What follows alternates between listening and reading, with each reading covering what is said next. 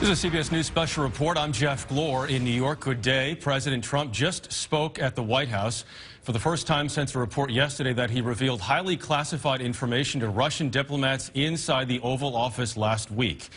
In a tweet this morning, the president seemed to acknowledge that information was shared with the Russians, but his national security advisor, H.R. McMaster, told reporters it did not compromise intelligence sources. Mr. Trump just appeared with the Turkish president at the White House. He took one question about this. Here's what he said. Well, we had a very successful meeting with the foreign minister of Russia.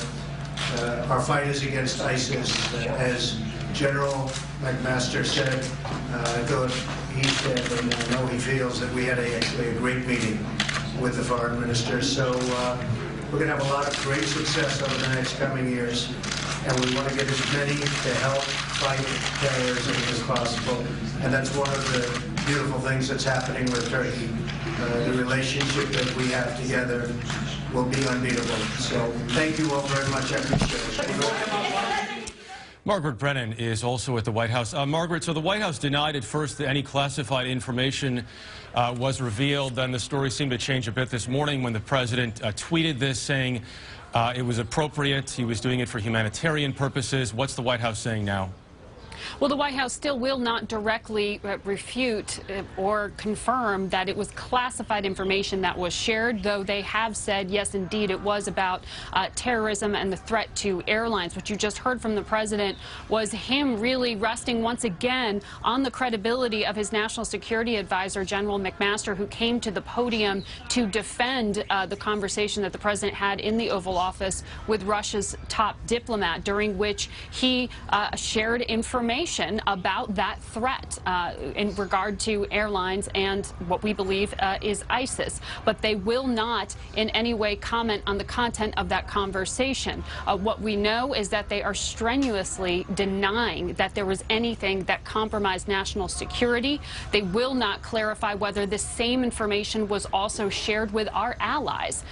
Will not say whether Russia was given something that our allies were not, but are saying here that it was wholly appropriate for the president, in the context of our national security, to share this information with Russia, which is neither an ally and increasingly an adversary in many theaters of war, Syria, Ukraine, and elsewhere.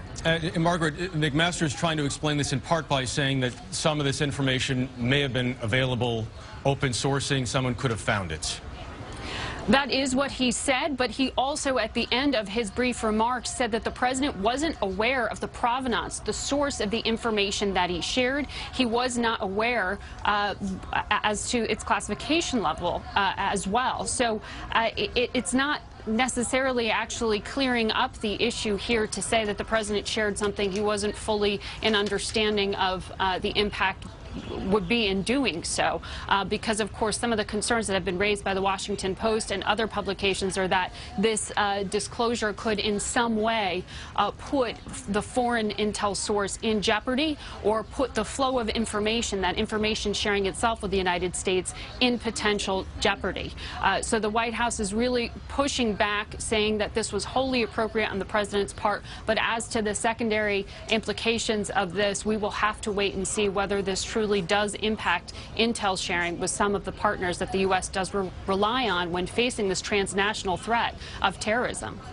All right, Margaret Brennan at the White House, following up on this report from the Washington Post yesterday about the president and what he said during this meeting with the Russian ambassador last week, I should say. The president revealed classified information, it would appear.